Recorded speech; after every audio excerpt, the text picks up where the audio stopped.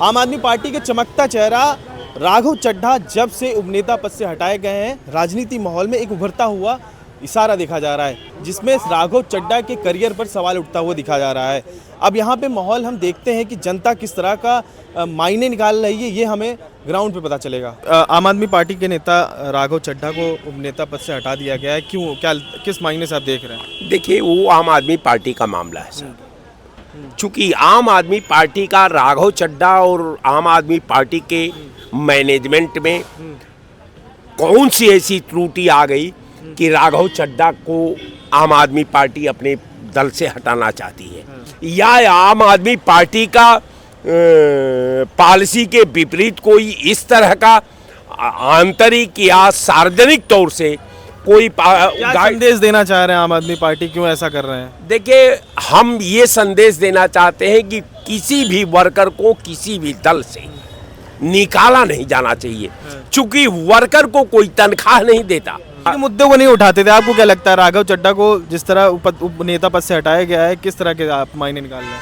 नहीं, राघव चड्ढा युवाओं के लिए तो बहुत ही, क्योंकि उनकी वीडियो बहुत सारी वायरल हो, इनके फॉलोवर्स भी सबसे ज़्यादा है नेताओं में। नहीं, ऐसा नहीं, वो प्रणय चोपड़ा के पति है, इसलिए उनके वीडियो वायरल हो रहे हैं।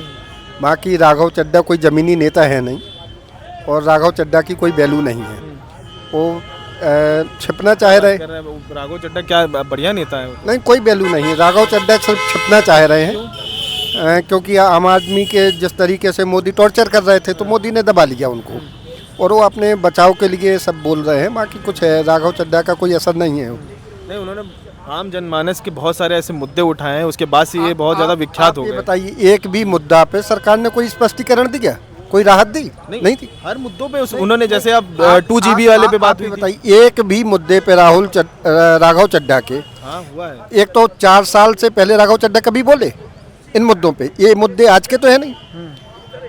आप ये बताइए, इनकमिंग कब से लग रही है? तो आम आदमी पार्टी तो क्या चाहती है कि आम आदमी पार्टी के मुद्दों पे राघव चड्ढा चर्चा करें इस विषय पे? आप तो नहीं, ये राघव चड्ढा को तो आरएसएस ने जो दे दिया है, आरएसएस ने, मोहन भागवत सबको, इस देश की राजनीति का एजेंडा मोहन भागवत सेट करता है, आरएसएस सेट करती है। तो मतलब आपका ये कहने का मतलब है कि मोहन भागवत की देन राघव चड्ढा है, आरएसएस की देन राघव चड्ढा है? आरएसएस है इस समय। जो योगी जी बोल रहे थे नहीं कि वो कौन सालार गाजी और माफिया था, ये था, उसका तो हमें नहीं पता है वो माफिया था या नहीं, लेकिन आरएसएस ताड़का है, और उसी के योगी है मारीच है, उसी का पुत्र है, और मोदी है वो सुबाहु, उसी का पुत्र है। अच्छा, हाँ, कैरेक्टर दे दिया आपने तो। जी बिल्कुल।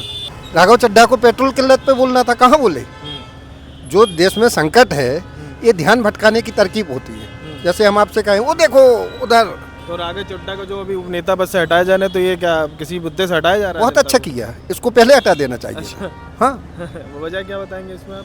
नहीं, इसको उसी समय जब केजरीवाल जेल में गए थे और ये विदेश था, उसी समय हटा देना चाहिए था। नहीं, उसमें तो एक रिपोर्ट सामने आई है कि वो किसी न्यूज़ चैनल पर बैठ के डिबेट कर रहे थे, और जो लंदन वाला गया था, बता रहे थे उन्होंने अपने आँख का ऑपरेशन कराया था, वो बहुत पहले की न्यूज़ थी। नहीं, ये सब बहानेबाजी होती है। जैसे आप चुनाव इलेक्शन चल रहे हैं, बहुत से लोग अपनी ड्यूटी कटवाने के लिए बता देते हम बीमार हैं।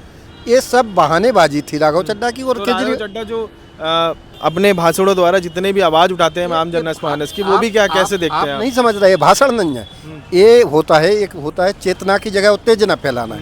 ये उत्तेजना फैलाने का काम है, ध्यान भटकाने के लिए।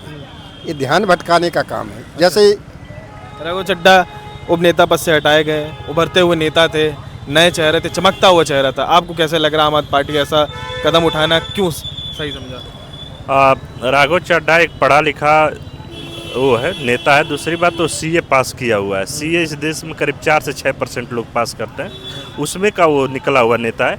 और उसका इतना बढ़िया विचार और इतना फेमस पा रहा था, प्रसिद्धि पा रहा था कि वो पंजाब का मुख्यमंत्री भविष्य में होने वाला था। तो उनको तमाम ऐसे मुद्दे हैं जिसने राज्यसभा में उठाए। 10 मिनट में कैसे कोई डिलीवरी बॉय आपके घर पे खाना दे देगा, कम से कम उसके लिए एक्सीडेंट भी हो सकता है, तमाम चीज़ें हो सकती हैं। तो उसको कहा कि नहीं, इनको मानवता के नाम से इसे 30 मिनट से ज़्यादा समय देना चाहिए। टैरिफ की बात की कि नहीं, अगर हम साल में 12 महीने का टैरिफ नहीं, हम 13 महीने का टैरिफ देते हैं जो 28-28 दिन का है। ऐसे तमाम मुद्दे उठाए जो जनहित में और आम गरीब जो लोगों का वो था वो मुद्दा उठाए। कम से कम ऐसे लोगों को लोकसभा राज्यसभा में होना चाहिए कि अतीसी जी और संजय जो सांसद हैं आम आदमी पार्टी के, अतीसी जो पूर्व सीएम थी, उन्होंने तो ये बोला है कि मोदी जी से डर रहे हैं राघव चड्ढा, उनके द्वारा मुद्दे नहीं उठाए जा रहे हैं। देखिए, जनता की बातें उठाना क्या मोदी जी की बातें उठाना नहीं है, जनता की बातें। अगर आप चुने हुए प्रतिनिधित्व हैं चाहे जिस पार्टी से, तो जनता की बातें उठाएंगे। आप पार्टी की तो बात छोड़िए, आप बातें जनता को उठा रहा था, आदमी बढ़िया चीज़ें उठा रहा था। कम से कम एक ऐसा राज्यसभा में आदमी था जिससे लोग नए नई चीज़ सीख रहे थे। कम से कम वैसे 10 कोई भी पार्टी से, मैं नहीं ये कहता कि आम आदमी पार्टी से, कांग्रेस से हो, भाजपा से, ऐसे 10 लोगों का अगर प्रतिनिधित्व रहता तो एक आम गरीब किसान मजदूर और एक डिलीवरी बॉय जैसे तमाम लोगों को कम से कम भला होता। कम से कम ऐसे नियम बनाए जाते कि उसके जीवन में सहूलियत आती। तो ऐसा लोगों को होना बहुत ज़रूरी है। बात ये नहीं है कि वो किस पार्टी से हैं, क्यों हटाए गए।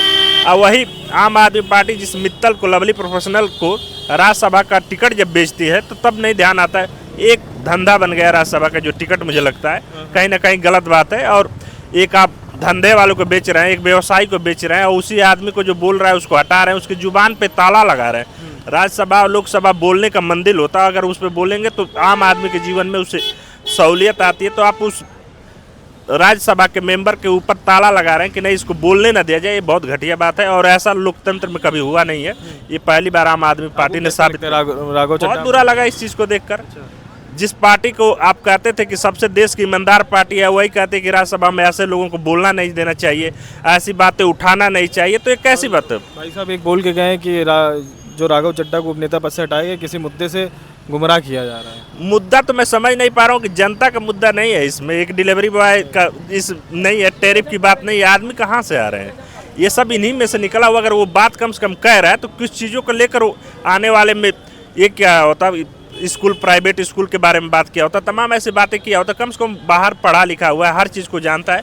तो चीज़ें जब कहता है तो आम आदमी को फ़ायदा होता। मगर कुछ लोग चाहते कि हमें फ़ायदा ना हो, बस पार्टी को फ़ायदा, तो वैसे लोग अपना भुगत भी रहे हैं। आपको क्या लग रहा है राघव चड्ढा को जिस तरह उपनेता पद से हटाया गया है, उभरते नेता थे, चमकता चेहरा थे, आपको कैसा लग रहा है कि आम आदमी पार्टी ने ऐसा कदम क्यों उठाया? देखिए, पार्टी जो चलाते हैं वो अपने हिसाब से रखते हैं, किस हिसाब से आगे चलना, किस हिसाब से पीछे चलना, किस हिसाब से बात रखना है। तो आप चाहे से नाराज क्यों हो गए? नहीं, होने वाली बात नहीं है, हो जाना तो पड़ता है। वो अंदरूनी मामला होता है, राजनीतिक में कुछ कहा जाता है, कुछ दिखाई देता है, अपने अवसर के अनुसार रखा जाता है और हटाया भी जाता है।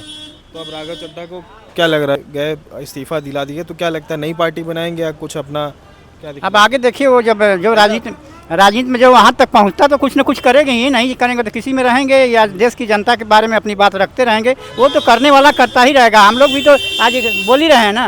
देखिए भैया, क्या राघव चड्ढा सच में गलत चीज़ें बोलते थे, या आम जनमानस की जो आम आदमी के जितने भी काम थे वो उनके बारे में नहीं बोलना चाहिए था राघव चड्ढा को? राघव चड्ढा जी एक उभरते हुए लीडर है और उनकी सोच समाज के प्रति है, ना कि राजनीति के प्रति है। राघव चड्ढा जी ने जो भी आवाज़ उठाई है, गरीब मजलूम मजबूरों की आवाज़ उठाई है। आज आप देख लीजिए कि जो केंद्र की सरकार है या केंद्र में दिल्ली में आम आदमी पार्टी की सरकार रही, मुझे तो ऐसा प्रतीत होता है कि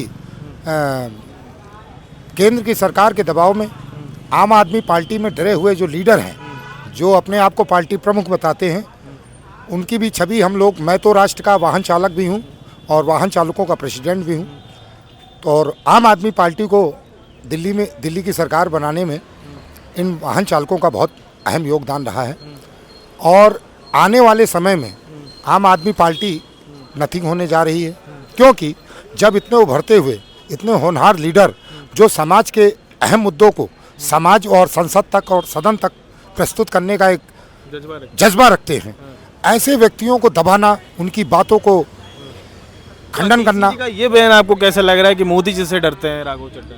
देखिए, मोदी जी से तो ईडी के नाम पर सभी डर रहे हैं। आपको मैं बताऊं, ऐसा क्यों बोला थी जी? उन्होंने ये बोला शायद पार्टी के दबाव में, और आपको और हम क्या बताएं कि किस हिसाब से राष्ट्र की राजनीति चल रही है।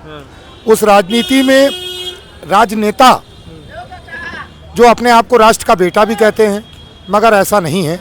ये कि आम आदमी पार्टी नाम ही पार्टी का ऐसा है कि आम जनमानस के मुद्दों को उठाना आम आदमी पार्टी का मेन कर्तव्य है। नहीं नहीं, ऐसा नहीं है। आम आदमी पार्टी अपने मुद्दों से भटक चुकी है और राघव चड्ढा जी को बोलने से मना करना ये आम आदमी पार्टी के अंदर के मुखेटों को साबित करता है। आगे आने वाले समय में राघव चड्ढा जी अपनी अलग एक उभरती हुई पार्टी का गठन करेंगे, ये मुझे संपूर्ण विश्वास है। और समाज व राष्ट्र की जनता राघव चड्ढा जी को पसंद भी करती है। उनके जो स्टेटमेंट होते हैं वो एक गरीब से गरीब आदमी के दिलों में जाकर के बस जाते हैं भैया। और मैं आपको क्या बताऊं कि आज तो राष्ट्र में जो केंद्र की सरकार है वो राम के नाम पर तो वोट लेती है और जात के नाम पर विकास करती है। तो इस सरकार ने तो ऐसा कर दिया है कि दिल तोड़ा, दिमाग तोड़ा, तोड़ा समाज का नाता, और मन की बात अब नहीं देखो देश के दिल में भाता। तो यहाँ पे आपने मुहावरों के द्वारा राजनीति को समझने की कोशिश की। फिलहाल अभी राघव चड्ढा को उपनेता पद से हटा दिया गया है और इनकी जगह पे अशोक मित्तल को लाया गया है। और ऐसी ही खबर के लिए मेरे साथ जुड़े रहें। मैं सिद्धार्थ, संवाद लाइव।